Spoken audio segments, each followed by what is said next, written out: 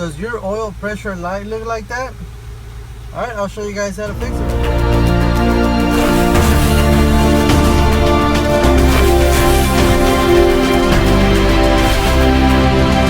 Welcome back again, and today I'm working on a 2005 Chevy Avalanche.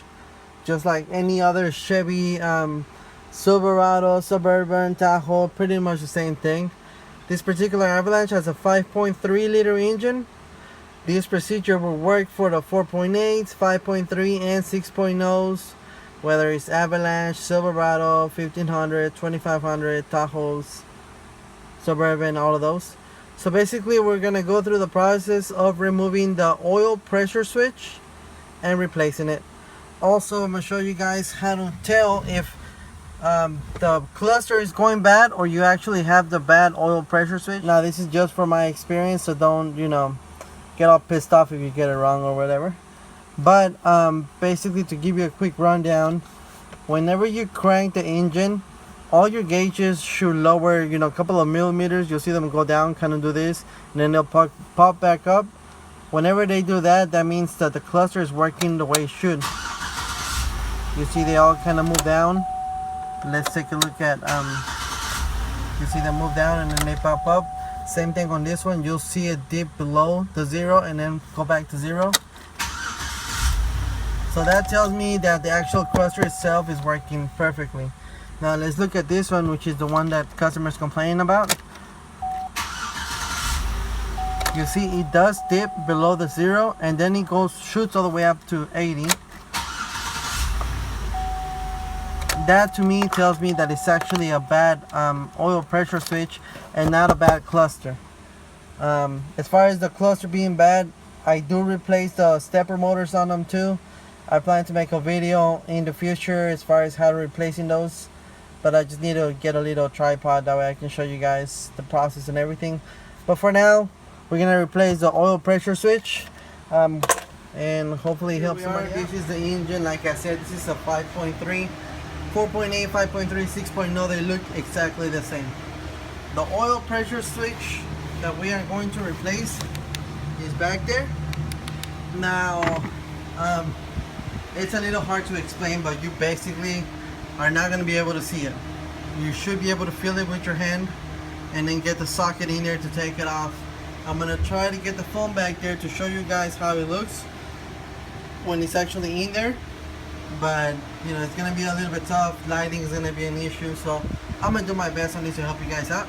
So for now, I'm gonna start off by taking this cover here. It's gonna be an 8mm bolt here, and I'm gonna clean off this area because I'm gonna be basically laying on top of here, and I don't want to get too dirty. So let's start. Alright, so here we go.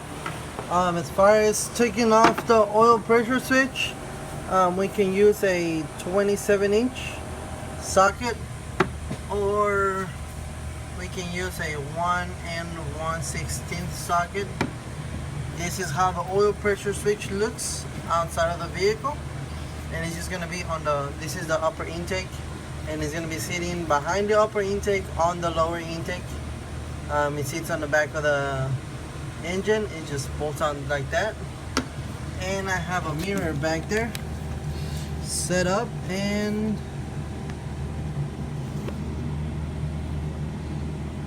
can focus back there. I can see it from right here, that connector down there.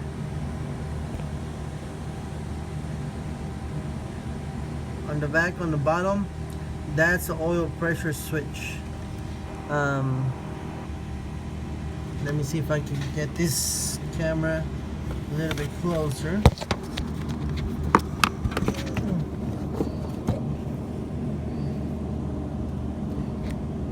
Where is it at? So I can show you guys.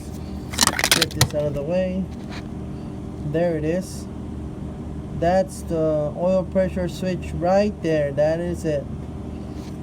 So now what I'm gonna do is I'm gonna feel back there, and I'm gonna undo the connector, pull off the connector, and then I'm gonna put this socket in there, get it all nice and snug, and then I'm gonna put a 1/2-inch extension here. Probably use a swivel, but let me disconnect it first, and if I run into any issues, I'll let you guys know. Got the socket in there, disconnected it. That's the connector up here. 3-prong connector. Disconnected it, put the socket on it back there. So now I'm gonna just put the extension and unscrew it. Alright, so here it is. Check it out. Simple enough. I mean, there's really no room back there. There's just gonna have to trial and error. Just make sure that you get your socket all the way in here, and then just, you know, unbolt it. So here's the old one, and this is the new one. Just making sure they're the same, because the only thing that varies on the gears, the connector, sometimes it's a 2-prong and sometimes it's a 3-prong. I really don't know which one's which, but these two are the same one. So now I'm just gonna bolt it back up, connect the connector back up, and we'll go start it, test it, make sure that that was the issue. Here we go. Put the new switch on, connected the connector back there that goes to the actual oil pressure switch itself. And now let's go start it. Haven't started the vehicle, so let's start it, see if the problem went away. There you go.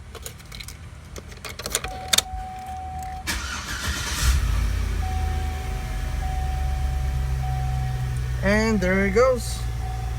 Oil pressure stopped at the, you know, right where it should be, between 20 and 60.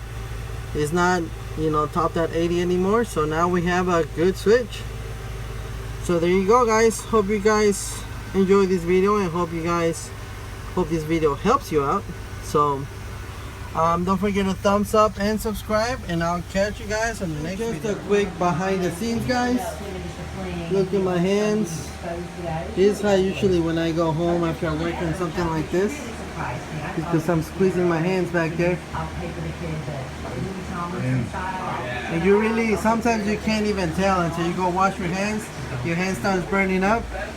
That's where you find those little cuts and bruises. But just thought you guys like to see some behind the scenes. Alright, there you go, guys.